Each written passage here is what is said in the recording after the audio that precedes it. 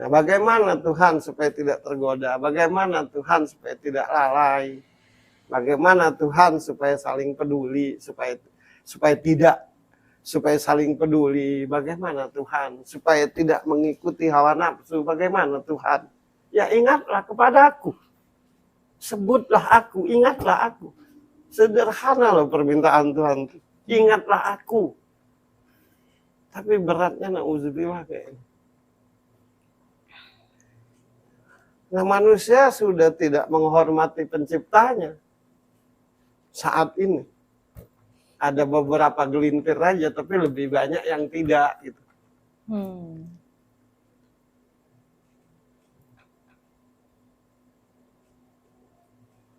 Itulah sumbernya.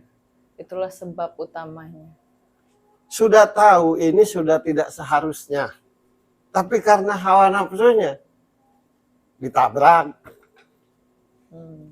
Sudah tahu ini tidak boleh karena hawa nafsunya.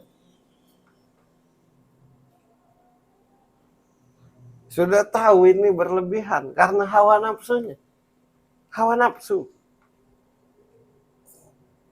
Dalam segala hal kita nih saat ini. Perang gak udah-udah itu kan karena gak menghargai Tuhan. Seolah-olah dunia ini akan berdiri selamanya. Seolah-olah dunia ini kelak gak ada pengadilan gitu.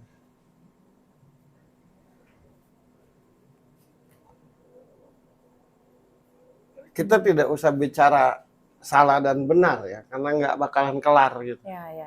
Tapi kalau semua manusia sadar bahwa dunia alam semesta ini ada penciptanya, pasti tidak akan semena-mena. Nah, semua bencana terjadi itu karena manusia ini memperlakukan alam semesta ini sudah tidak pada tempatnya. Karena hawa nafsunya. Karena sudah tidak menghargai Tuhannya. Yang harusnya rumah dibikin hutan, yang harusnya hutan dibikin rumah, kan gitu bolak-balik demi kepentingan, demi duit. Demi duit sih, demi kekuasaan dan demi uang. Dan itu. Demi kekuasaan dan uang. Seolah-olah dalam hati orang-orang yang seperti itu tuh bahwa dunia ini nggak akan berakhir gitu.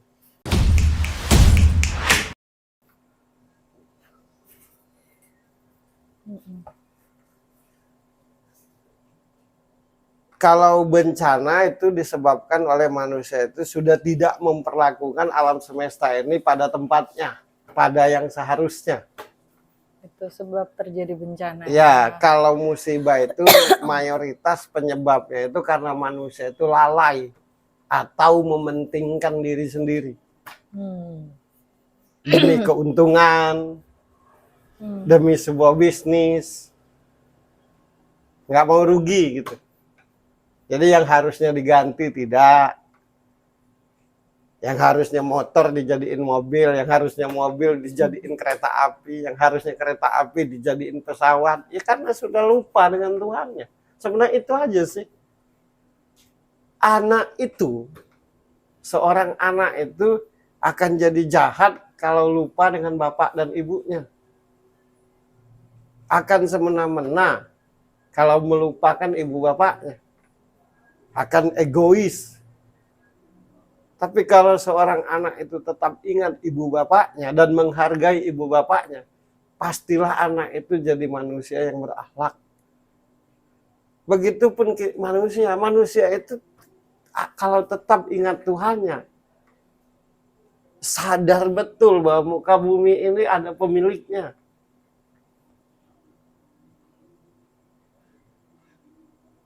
Secara ibadah aku yakin semuanya benar.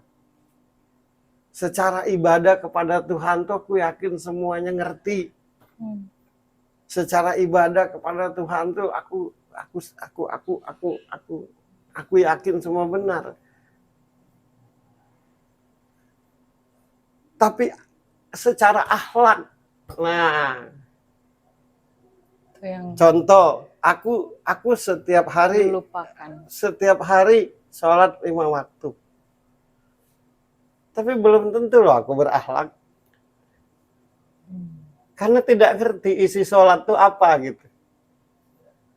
Taunya menyembah, taunya pokoknya lakukanlah sholat karena itu bentuk ibadahmu kepada Allah. Isi sholat itu supaya kita berakhlak. Sholatlah kamu biar kamu berakhlak.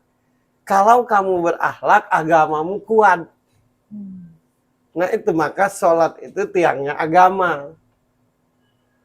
Nah kita ini hanya berbaca-bacaan doang, isi bacaan tuh nggak ngerti apa. Mengingatkan kita. Iya, bagaimana supaya umatku ini berakhlak, kata Rasul. Maka menerima perintah sholat. Laksanakan sholat. Apa tujuan sholat itu? Di samping untuk menyembah atau mengingatku. Yang kedua, untuk membentuk akhlak. Bagaimana Caranya. terbentuknya akhlak? Ketika dia sadar dengan apa yang dia ucapkan kepadaku. Ketika sedang beribadah itu. Ya ketika dia sadar, bahwa yang dia ucapkan, kita tuh kalau sholat itu kan ada bacaannya. Usolli fardu maghribi salah rakaatin mustaqbilal qiblati. Allahu Akbar. Sengaja aku sholat maghrib 3 rakaat menghadap kiblat karena Allah Ta'ala. Kan? Habis itu ada baca-bacaannya. Nah bacaannya itu sadari isi bacaannya itu apa. Jangan dibaca aja. Yang penting Arab gitu.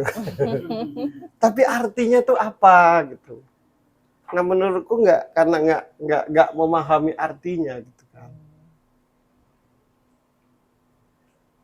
Artinya setiap orang yang menjalankan ibadah Kepada Tuhan. kepada Tuhannya di agama manapun, kepercayaan apapun, tidak mempraktekkan isinya. Iya, tidak. Hanya baca saja. Ya, kenapa tidak mempraktekkan isinya? Karena nggak ngerti isinya tuh apa. Gitu. Padahal itu sholat tuh janji kita kepada Allah. Rabbi firlina ini. Warzuqni. Iya. Wahdini. Sehatkanlah aku, Wa'afini. maafkanlah aku. Nah kan wa'fu ani kan ada kan? Maafkan aku. Artinya, ya Allah maafkan aku. Kata Allah, ku maafkan tapi jangan diulangi. Nah kan gitu. Berilah aku rezeki, warzuqni. Ku beri rezeki, tapi berusaha ya. Jangan pembohong, jangan korupsi, jangan bohongi orang. Nggak akan ku beri kalau cara mencarinya salah. Wadini itu Beri aku petunjuk. Wahdini, beri aku petunjuk. Ingat aku selalu agar ku beri petunjuk.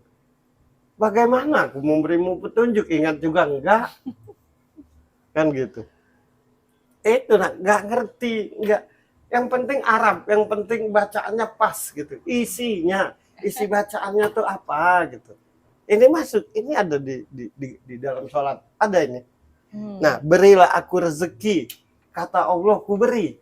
Carilah, tapi berusaha dengan benar ya. Nah, kalau korupsi, bohongi orang, mau untung aja, tapi kualitasnya nggak dipikirin, yang mana lah diberi oleh Allah. Kan gitu. Jadi kita nih ngakalin Tuhan gitu, ngerti nggak? Ayo, sholat Padahal hatinya tuh tetap brengsek-brengsek aja gitu.